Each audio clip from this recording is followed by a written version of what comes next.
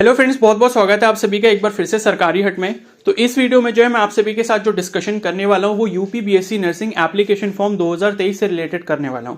तो UP BSc nursing का जो एप्लीकेशन फॉर्म है वो रिलीज हो चुका है और आज से जो है आप उसके लिए एप्लीकेशन फॉर्म फिल कर सकते हैं, आवेदन प्रक्रिया पूर्ण कर सकते हैं। तो उसको किस तरीके से करना है वो हम लोग इस वीडियो में जानने वाले हैं। तो आप सभी से रिक्वेस्ट है कि वीडियो के एंड तक आप बने रहें सो दैट आपको कोई भी प्रॉब्लम इस फॉर्म को भरने में ना आए। और आप इस एप्लीकेशन फॉर्म को अपने मोबाइल से फिल कर सकते हैं, कहीं भी किसी भी ई मित्र साइबर कैफे पे जाने की जरूरत नहीं है। तो मैं आपके पैसे बचाने की पूरी कोशिश कर रहा हूं। तो अगर आप एक बार सभी चीजों को अच्छे से समझ लोगे तो आपको कोई भी प्रॉब्लम नहीं आएगी। साथ ही अगर आपको एप्लीकेशन फॉर्म फिल करने में कोई भी प्रॉब्लम आती है, बीच में या किसी भी स्टेप पे आप अटक जाते हो या कोई भी चीज नहीं समझ आती, तो आप मुझे इंस्टाग्राम पे भी मैसेज कर सकते हो, इंस्टाग्राम पे फॉलो भी कर सकते हो।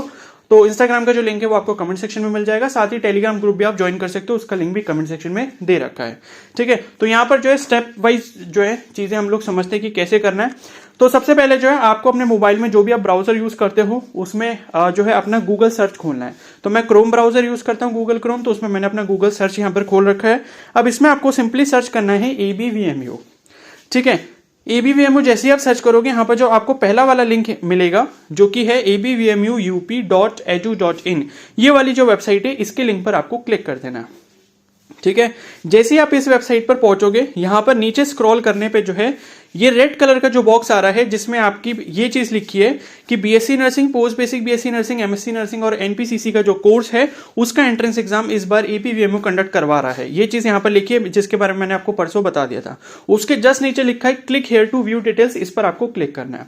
अब यहां पर मैं आपको एक चीज बता दूं कि यूपी में जितने भी गवर्नमेंट और प्राइवेट कॉलेज हैं उसमें जो आपका एडमिशन प्रोसेस होगा वो इसी एंट्रेंस एग्जाम के थ्रू होगा। तो ये एप्लीकेशन फॉर्म फिल आपके लिए करना बहुत जरूरी है। ठीक है, और इसके रिगार्डिंग मैं ऑलरेडी वीडियो अपलोड कर चुका हूं, इसका जो नोटिफिकेशन जारी कर दिया गया है एबीवीएमयू की तरफ से, तो उसमें एलिजिबिलिटी, एग्जाम पैटर्न, ठीक है, ये सब चीजें दी गई हैं, कौन कौन एलिजिबल है, एज लिमिट क्या रहेगी, ठीक है, और जो भी चीजें हैं इसके बारे में तो वो मैंने एक वीडियो में बताई है, उसका लिंक आपको कमेंट सेक्शन में मिल जाएगा, वहां से जाके आप चेकआउट कर सकते हो। ठीक है, तो ये चीज आपको समझ आ गई। बाकी केजीएमओ, एसजीपीजे जैसे कॉलेजेस में भी जो एडमिशन है वो इसी एंट्रेंस एग्जाम के थ्रू इस बार होने वाला, और यूपी यूएमएस सफाई जो है उसमें भी एडमिशन इसी से होगा। क्लियर है? तो अब आप यहां पर देख सकते हो common nursing entrance test CENET 2023। तो सीनेट 2023 के पेज पर आप पहुंच जाओगे इस तरीके से, और यहां पर फर्स्ट वाला जो बॉक्स बना है उसमें बीएससी नर्सिंग 4 इयर्स का कोर्स यहां पर मेंशन किया गया है। उसका इन्फॉर्मेशन ब्रोचर है जहां से आप डाउनलोड करके सारी इन्फॉर्मेशन जान सकते हो। उसके जस्ट नीचे यहां पर लिखा है रजिस्टर, लॉग इन, पे, फिल फॉर्म। ठीक है, ये 4 स्टेप आपके रहेंगे पूरा फॉर्म फिल करने में। हम लोग जो है सभी प्रोसेस को शॉर्ट में समझेंगे। ठीक है, तो रजिस्टर पहले आपको करना है, फिर आपको लॉग इन करना है, लॉग इन करने के बाद आपको पेमेंट करनी है, पेमेंट करने के बाद आपको अपना एप्लीकेशन फॉर्म फिल कर लेना है। तो इसी पीले वाले बॉक्स पर जो है आपको क्लिक करना है। ठीक है, जब आप उस बॉक्स पर क्लिक करोगे तो क्लिक करने के बाद आपके पास कुछ इस तरीके का इंटरफेस आएगा। ठीक है, सीनेट 2023 बीएससी नर्सिंग 4 साल। एक चीज ध्यान रख लेना, यहां पर आपका बीएससी नर्सिंग के लिए अगर आप अप्लाई कर रहे हो तो बीएससी नर्सिंग लिख कर आएगा, अगर आप एमएससी नर्सिंग के लिए कर रहे हो तो एमएससी नर्सिंग आएगा, अगर आप किसी और कोर्स के लिए कर रहे हो तो उस कोर्स का नाम यहां पर लिख कर आएगा। ठीक है, तो आगे बढ़ने से पहले ये जरूर चेक कर लेना कि क्या आप सही जो कोर्स है उसके लिए एप्लीकेशन फॉर्म फिल कर रहे हो या नहीं। ठीक है, तो अब ये आपका लॉगिन वाला सेक्शन दे रखा है, तो अभी हमने रजिस्टर तो किया नहीं है तो हम लॉगिन नहीं कर सकते। तो हमें जो है सबसे पहले क्या करना पड़ेगा, अपना रजिस्ट्रेशन आईडी बनाना पड़ेगा। वो कैसे बनाएंगे, तो यहां पर देख सकते हो नीचे रजिस्टर का पूरा आपका सेटअप दे रखा है, और यहां पर एक पीले रंग के बॉक्स में जो है ये फॉरगॉट रजिस्ट्रेशन आईडी नंबर लिखा है। फ्यूचर में अगर सपोज अब आप जो है अपना रजिस्ट्रेशन आईडी नंबर भूल जाते हो तो इस पर क्लिक करके अपनी कुछ डिटेल डाल के, जैसे कि नाम, मोबाइल नंबर, ये सब डाल के अपना रजिस्ट्रेशन आईडी नंबर दोबारा से जनरेट कर सकते हो, आपकी ईमेल पर आपको मिल जाएगा। ठीक है, अब रजिस्टर वाला जो सेक्शन है उसमें हम लोग पहुंच जाते हैं। तो यहां पर सबसे इंपॉर्टेंट चीज जो आपको ध्यान रखनी है वो ये रखनी है कि आपका खुद का नाम, आपका माता का नाम, आपके पिता का नाम, मदर नेम, फादर नेम, ठीक है, और जो आपकी डेट ऑफ बर्थ है वो आपकी क्लास 10th के अकॉर्डिंग होनी चाहिए। ठीक है, मतलब क्लास 10th की मार्कशीट या क्लास 10th का जो पासिंग सर्टिफिकेट है उसमें जो आपका नाम लिखा है, उसमें जो आपका फादर का नाम लिखा है, उसमें जो आपका मदर का नेम लिखा है, और उसमें जो आपकी डेट ऑफ बर्थ लिखी है, ये चारों चीजें उससे मैच होनी चाहिए बिल्कुल। मतलब एक एक लेटर जो है वो मैच होना चाहिए। ठीक है, बाकी अपने नेम में, मदर के नेम में, फादर के नेम में मिस्टर, मिसेस कुछ भी आपको यूज नहीं करना। सिंपल जो आपका नाम है वही आपको यहां पर लिखना होगा। First name, last name, first name, middle name, last name, जिसका भी जो पूरा नाम है वो लिखना है। मिस्टर, मिसेस कुछ भी ऐड यहां नहीं करना है। ठीक है, उसके बाद यहाँ पर जब आप नीचे आओगे तो फॉर्म नेम में बीएससी नर्सिंग 4 साल अपने आप लिख कर आ रहा होगा, क्योंकि हम लोग इसी के पेज पर आए हैं। फिर उसके नीचे आ रहा होगा फर्स्ट नेम, तो फर्स्ट नेम में आपको अपना खुद का पहला नाम डालना है, ठीक है। और उसके बाद मिडिल नेम अगर आप यूज करते हो तो आप डालोगे, अदरवाइज इसको ब्लैंक छोड़ दोगे। उसके बाद लास्ट नेम, जो आपका लास्ट नेम या सर नेम है वो आप यहाँ पर लिख दोगे, ठीक है। टाइप करना और कैपिटल लेटर में टाइप करना। मदर नेम में क्या है, मदर का जो आपका फर्स्ट नेम लास्ट नेम है वो आप यूज कर लोगे, या फिर मिडिल नेम भी यूज करते हैं आपके मदर तो वो भी आप लिख दोगे। पूरा नाम आपको एक साथ लिखना है मदर का, ठीक है, उसमें मिसेज आपको नहीं लगाना। उसके बाद फादर या हस्बैंड नेम, ठीक है। तो जो फीमेल कैंडिडेट मैरिड हैं, क्योंकि मैरिड गर्ल्स जो है मतलब वो भी एलिजिबल है, जो मैरिड फीमेल हैं वो भी यहां पर एलिजिबल हैं। तो जो कैंडिडेट मैरिड है तो वो अपने हस्बैंड का नाम लिखेंगी, अगर अनमैरिड है, ठीक है, तो वो अपने फादर का नाम लिखेंगे। तो ये चीज आपको ध्यान रखनी है, ठीक है। तो ये चीज आपको समझ आ गई। तो मदर का नेम जो है वो आपने लिख देना है। उसके बाद फादर या हस्बैंड का नेम आ जाएगा, कैपिटल लेटर में पूरा नाम लिखना है।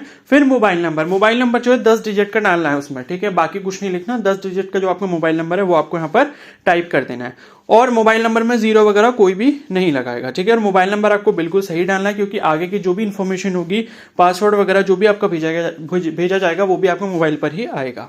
उसके बाद ईमेल है, तो ईमेल एड्रेस को आपको स्मॉल लेटर में एंटर करना है। जो भी आपका ईमेल एड्रेस है वो आप एंटर कर लोगे, और ये भी आपको सही से चेक कर लेना है, बिल्कुल सही होना चाहिए, ठीक है। और उसके बाद आपको डेट ऑफ बर्थ अपनी एंटर करनी है, सेलेक्ट कर लेना है। पहले डे करना है, फिर मंथ करना है, फिर ईयर करना है।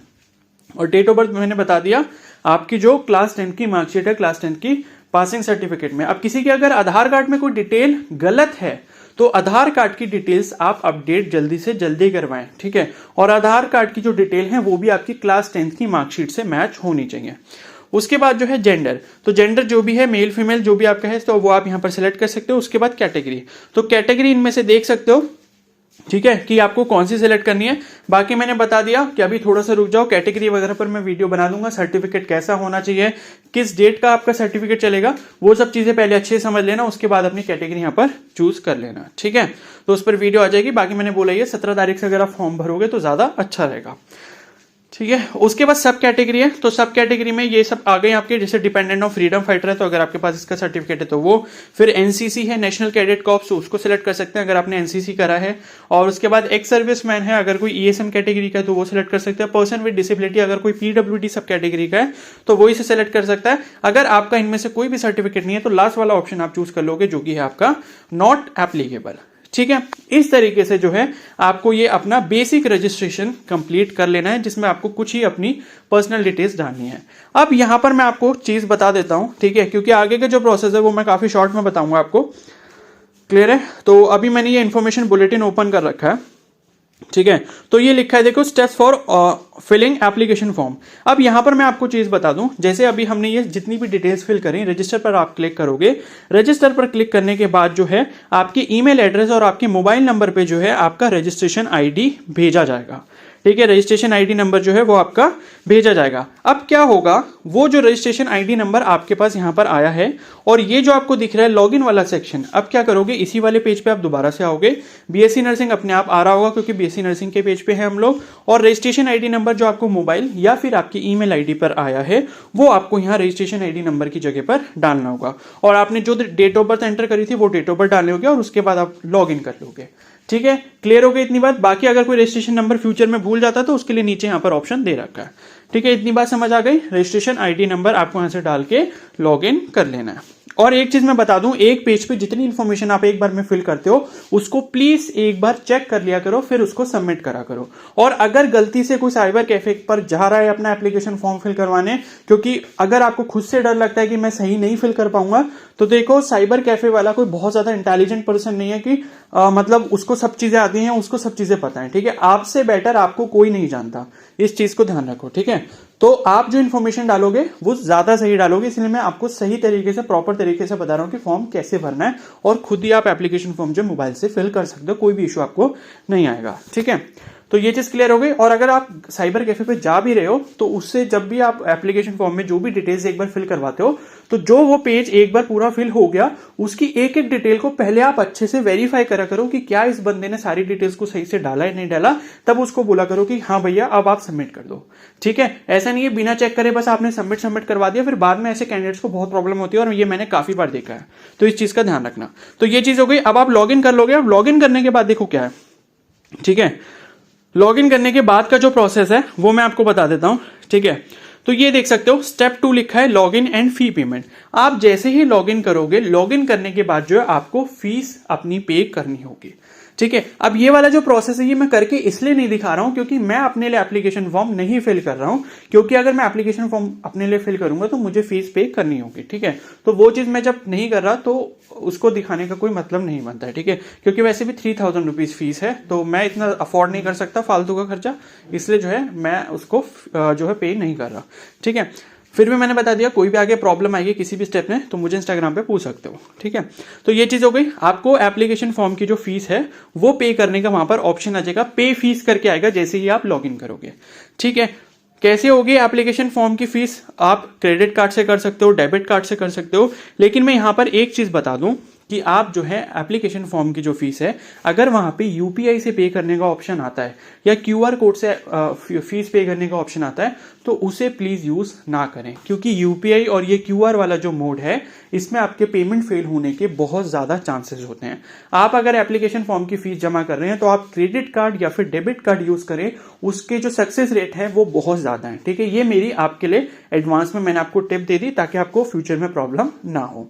ठीक है, और कुछ अच्छे बैंक्स के नाम मैं आपको बता रहा हूं, जैसे आईसीआईसी बैंक हो गया, एक्सिस बैंक हो गया, एचडीएफसी बैंक हो गया, ये बैंक ऑफ बड़ौदा हो गया। तो इन 4 बैंक में से किसी भी बैंक का जो है आप एटीएम कार्ड यूज करो या डेबिट कार्ड यूज करो या क्रेडिट कार्ड यूज करो, तो आपका जो फीस है वो मतलब मैक्सिमम टाइम जो आपका सक्सेस रहेगा, फेलियर के नेग्लिजिबल चांसेस होते हैं।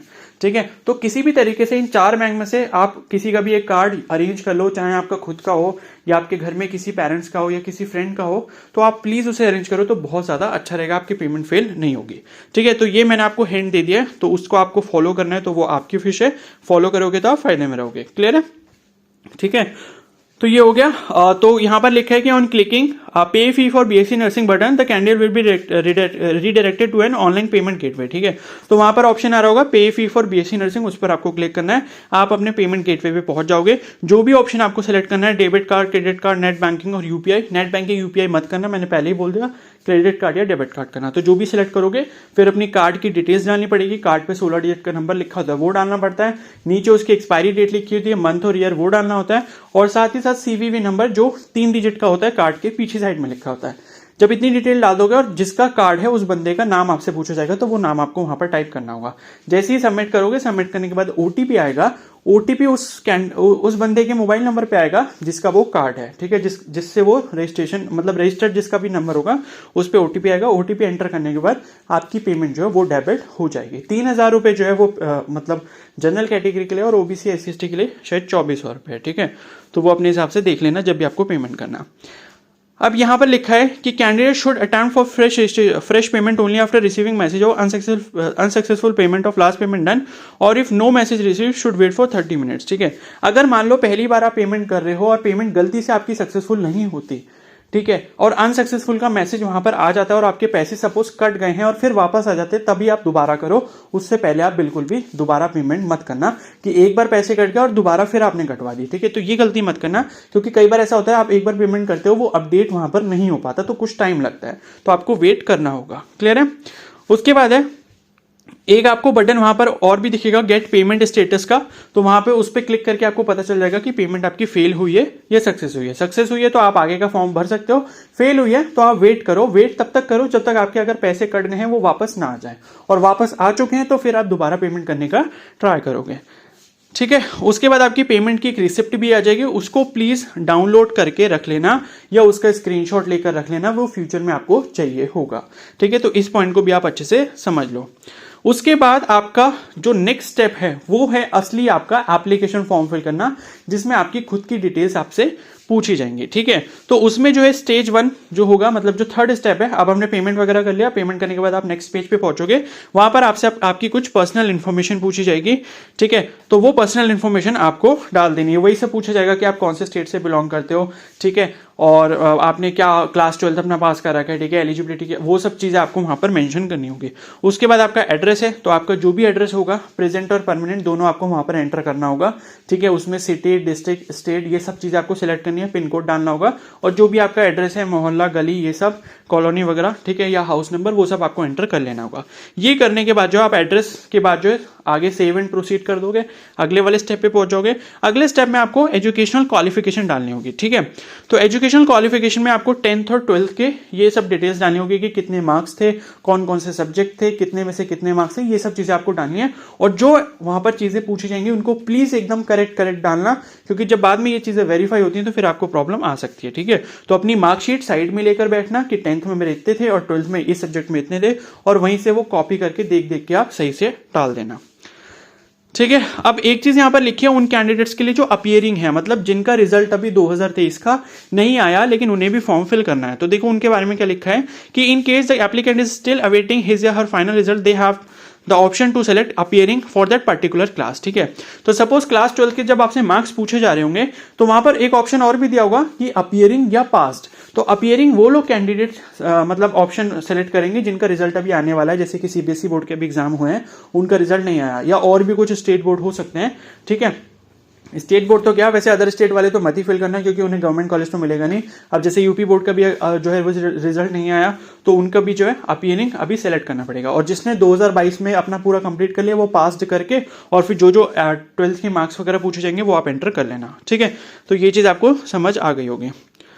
और उसके बाद जो है मतलब आपको एग्जाम सिटी यहां पर सेलेक्ट करना होगा अगले स्टेप में, और 3 प्रेफरेंस आपको देने होंगे। ठीक है, तो एग्जाम सिटी की लिस्ट मैंने आपको दिखा दी थी, वो वाली वीडियो में देख लेना जिसका लिंक कमेंट सेक्शन में है। तो वो जो वीडियो है उसमें मैंने बताया था कि एग्जाम सिटी आपके ये हैं, तो वो एक बार चेक कर लेना। बाकी 3 सेलेक्ट करने होंगे। पहले नंबर पे वो रखोगे जो आपके घर से सबसे ज्यादा पास है, दूसरे नंबर पे वो जो आपके घर से थोड़ा दूर है, और तीसरे नंबर पे वो जो सेकंड वाले से और थोड़ा दूर है। ठीक है, तो इस तरीके से आपको 3 सेंटर सेलेक्ट करने होंगे, और 99% आपको पहला वाला ही सेंटर अलॉट कर दिया जाएगा। ठीक है, स्टेप नंबर 4 जो कि सबसे ज्यादा इंपॉर्टेंट है यहां पर, वो क्या है, फोटो सिग्नेचर एंड वेरिफिकेशन। ठीक है, तो यहां पर आपको क्या करना होगा, अपना फोटो और जो सिग्नेचर है वो आपको यहां पर अपलोड करना होगा। अब वो अपलोड कैसे करना है, किस फॉर्मेट में करना है, क्या उसका साइज रहना चाहिए, उसके देखो इंस्ट्रक्शंस यहां पर दिए गए हैं। अब इसी इंस्ट्रक्शन से रिलेटेड मैं एक वीडियो अपलोड कर दूंगा, जिसका लिंक बाद में जब अपलोड मैं कर दूंगा उसका लिंक आपको इस वीडियो के कमेंट सेक्शन में मिल जाएगा, अगर आप बाद में इस वीडियो को देख रहे हो। ठीक है, तो वो वीडियो आप अच्छे से देख लेना, उसमें मैं सही से बताऊंगा कि फोटो को रिसाइज कैसे करना है, फोटो क्लिक कैसे करना है, बैकग्राउंड कैसे होना चाहिए। ठीक है, जेपीजी फॉर्मेट में होना चाहिए, इतने केबी से इतने केबी कैसे करना है, वो सारी डिटेल उस वीडियो में होगी। तो वो वीडियो आप एक बार फॉर्म भरने से पहले जरूर देख लेना, ताकि क्या करो आप फोटो वगैरह अपना सेव करके गैलरी में रख लो रिसाइज करके। ठीक है, तो फोटो और सिग्नेचर ये 2 चीजें आपको करनी होंगी। ये इंस्ट्रक्शंस यहां पर लिखे हुए हैं, तो इनको मैं अच्छे से एक्सप्लेन करूंगा, पूरा प्रोसेस बताऊंगा कि फोटो को क्लिक कैसे करना है, उसको साइज जो यहां पर दिया गया है उसमें कैसे कन्वर्ट करना है, और वो वीडियो देखने के बाद ही आप एप्लीकेशन फॉर्म में ये वाला स्टेप कंप्लीट करना। ठीक है, तो उस वीडियो का लिंक आपको इस कमेंट सेक्शन में भी मिल जाएगा। कब मिलेगा, शाम तक मिलेगा। ठीक है, आज मैं ये 15 अप्रैल को वीडियो अपलोड कर रहा हूं, तो आज शाम तक आपको मिल जाएगा। बाकी मतलब फ्यूचर में जो भी देख रहा होगा 16 के बाद, तो उसको वीडियो का लिंक कमेंट सेक्शन में मिल जाएगा। बाकी जो कैंडिडेट्स अभी इस वीडियो को देख रहे हैं वो शाम तक का वेट कर लें। क्लियर है, तो ये चीज समझ आ गई। स्टेप 4 आपका हो गया। ठीक है, कहां थे हम लोग, हाँ यहां पर थे। ठीक है, तो स्टेप 4 में क्या है आपका फोटो सिग्नेचर वेरिफिकेशन। उसके बाद क्या है, यहां पर लिखा है कि at this stage of application process where the candidates have to upload a digital photo of themselves, a photo of their signature and scan copy of the verification form. ठीक है, तो एक चीज मैं यहां पर बता दूं कि फोटो और सिग्नेचर तो करना ही करना है, साथ में आपको एक फॉर्म भी जो है वो आपको अपलोड करना होगा।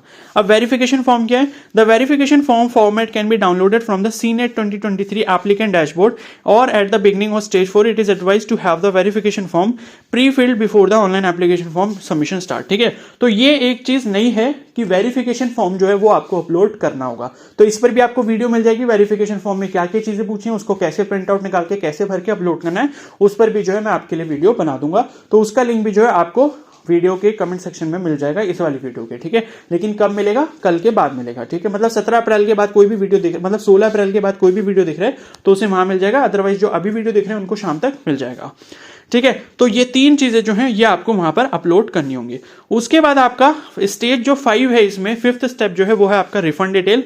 तो रिफंड डिटेल क्या होता है कि जब आप बाद में काउंसलिंग करोगे या जो भी होगा, आपकी फीस वगैरह जो जमा होती है सिक्योरिटी फीस, तो वो आपके उस वाले अकाउंट में आएंगी। तो उसके लिए जो है आपको अपनी बैंक अकाउंट की डिटेल बिल्कुल सही से डालनी होगी, ठीक है। उसमें आपसे क्या पूछा जाएगा? बैंक अकाउंट का नंबर, बैंक अकाउंट होल्डर कौन है, मतलब किसके नाम पर बैंक अकाउंट है, तो अपना ही डालना, अपना नाम हो गया, आपका जो बैंक अकाउंट नंबर है वो हो गया, IFSC कोड हो गया, ठीक है। IFSC कोड आपको नहीं पता तो आपकी जो बैंक की पासबुक होती है या चेकबुक होती है तो उसके फ्रंट वाले पेज पे लिखा होता है, ठीक है। तो ये डालना होता है। और बाकी जो आपकी ब्रांच है, ब्रांच आपकी कौन सी है, किस जगह पर है, वो जगह का नाम आपको डालना होता है। और ये सभी इंफॉर्मेशन आपको अपने बैंक अकाउंट की पासबुक के ऊपर मिल जाएगी, तो वहां से देख के आप इसको एंटर कर लेना, ठीक है। तो यहाँ लिखा है the candidate have to submit the bank account details to process the refund in the if the case in case the need arises after submitting the bank account detail the candidate will click on confirm and preview. तो एक बार आप confirm करोगे फिर आपको दोबारा सारी चीजें देखने को मिल जाएंगी। On the final submission page the candidate should preview and verify the details field. It is at this stage that the candidate gets last opportunity to update the information by clicking on edit button. तो जब आप अपनी bank details update कर दोगे उसके बाद next page पे जब आप जाओगे तो पूरा जो फॉर्म आपने अभी तक फिल करा है, जितनी भी इंफॉर्मेशन, वो आपको एक बार फिर से दिखाई देगी।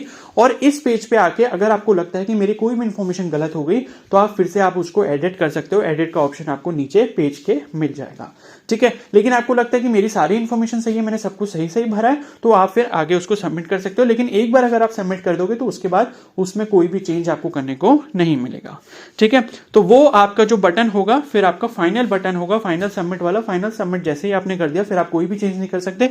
फाइनल सबमिट करने के बाद जो है आपका पूरा एप्लीकेशन फॉर्म यहां पर कंप्लीट हो जाएगा, ठीक है। और एप्लीकेशन फॉर्म जो कंप्लीट होगा उसमें वहां पर प्रिंट वगैरह का कोई ऑप्शन आ रहा होगा, उस प्रिंट पे क्लिक करके अपनी गैलरी में जो है उसको सेव कर लेना। और गैलरी में सेव करने के बाद कहीं पर भी जाना जहां पर प्रिंटर वगैरह होता है, साइबर कैफे वगैरह पे, और उनसे बोलना कि भैया ये वाला जो मेरा प्रिंट है डॉक्यूमेंट का निकाल लो, और उसकी जो एक कॉपी है वो अपने पास संभाल के रखना, बाकी एक जो कॉपी है वो अपनी मेल पर डाल लेना उसको, मतलब ईमेल पर उसकी जो सॉफ्ट कॉपी, ताकि फ्यूचर में अगर आप उसे ढूंढो तो वो आपके फोन में से खो ना जाए कहीं, ठीक है। क्योंकि कई कैंडिडेट्स के साथ कई बार ऐसा होता है कि फोन खो गया, फोन टूट गया, कुछ भी हो गया, तो अगर आप कोई भी डॉक्यूमेंट को अपनी मेल पर खुद ही को भेज देते हो तो फ्यूचर में जब आप उसको सर्च करते हो तो वो आपको इजीली मिल जाएगा। तो ये आपके लिए जो है काफी इंपॉर्टेंट चीज है, ठीक है। तो इस तरीके से आपको अपना एप्लीकेशन फॉर्म फिल कर लेना है। बाकी वेरिफिकेशन फॉर्म पे वीडियो आ जाएगी और फोटो सिग्नेचर पर वीडियो आ जाएगी, तो वो देख लेना। बाकी मैंने बता दिया 17 तारीख से अपना फॉर्म फिल करना। अभी फॉर्म फिल करने में जल्दबाजी मत करो। और ये जितनी भी वीडियोस हैं आपकी ABVMO CNET एग्जाम की, मतलब एप्लीकेशन फॉर्म से रिलेटेड, ये आपको पूरी एक प्लेलिस्ट में मिल जाएगी। उस प्लेलिस्ट का लिंक भी कमेंट सेक्शन में पिन कर दूंगा मैं, ठीक है। और बाकी चैनल पे भी कभी भी जाके चेक कर सकते हो। तो सभी आपको जो CNET से रिलेटेड वीडियोस है वो उस प्लेलिस्ट में मिल जाएंगी, अगर आप फ्यूचर में कभी ढूंढना चाहते हो कोई भी इंफॉर्मेशन इससे रिलेटेड। तो इस वीडियो को जो मैं यहीं पर एंड करता हूं, एप्लीकेशन फॉर्म का मैंने पूरा प्रोसेस आपको डिटेल में बता दिया है। और मैंने ये भी बताया कि फॉर्म की जो फीस वगैरह पे करनी है, इसलिए मैं आगे उसमें प्रोसीड नहीं कर सकता, ठीक है। लेकिन बाकी जितनी भी डिटेल्स हैं वेरिफिकेशन फॉर्म और जो आपका फोटो सिग्नेचर है, इस पर मैं वीडियो बना दूंगा। और फिर भी आपको बहुत ज्यादा कुछ इशू आते हैं तो आप मुझे इंस्टाग्राम पे मैसेज कर सकते हो, ठीक है। और अगर सपोज कोई कैंडिडेट ऐसा मुझे मिलता है जिसने फीस वगैरह पे कर दी होगी तो उसके आगे का स्टेप भी मैं आपको करके दिखा दूंगा डिटेल में, ठीक है। तो आई होप आपके सभी डाउट्स इसके रिगार्डिंग क्लियर हो गए होंगे। तो आपने अगर मेरी बात ध्यान से सुनी और आपको अच्छे से समझ आ गई तो इस वीडियो को प्लीज जरूर लाइक कर देना और अपने दोस्तों के साथ भी इसे शेयर कर लेना, ठीक है। तो इस वीडियो को मैं यहीं पर एंड कर रहा हूँ। बाकी चैनल पर नए हो तो जरूर सब्सक्राइब कर लो और बेल आइकन को प्रेस कर लो, सो दैट फ्यूचर में इसके रिगार्डिंग आपको अपडेट्स मिलते रहे। साथ में तैयारी कैसे करनी है उस पर भी जो हम लोग जरूर बात करेंगे। Okay, so thank you and have a nice day.